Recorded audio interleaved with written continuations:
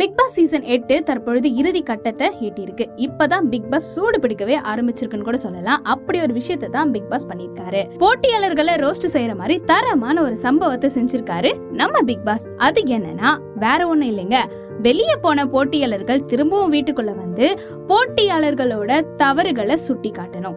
அந்த வகையில Sunita big pass வீட்டுக்குள்ள வராங்க. அப்போ அவங்க என்ன சொல்றாங்கன்னா, என்ன யார் முகத்திலயும் சந்தோஷமே இல்லைன்னு கேக்குறாங்க. அதுக்கப்புறம் ஜாக்லின் மற்றும் சௌந்தர்யாவை பத்தி பேச ஆரம்பிக்கிறாங்க. அப்படியே கொஞ்சம் மூவ் பண்ணி விஷால் பக்கம் வராங்க. விஷால பார்த்து, என்னடா ட்ரையாங்கிள் ட்ரை பண்ணிட்டு இருந்தியா?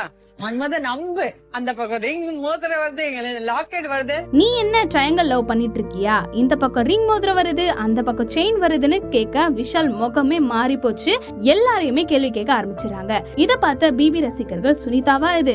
இங்க பேசுறது பிக் பாஸ் வீட்டுக்குள்ள பேசியிருந்தா செமிஃபைனல் வரைக்கும் இருந்திருக்கலாம்னு சொல்லிட்டு வராங்க. மேலும் சுனிதாவோட கருத்துக்களுக்கு உங்களோட கமெண்ட் என்னன்னு கீழே போட்டுருங்க.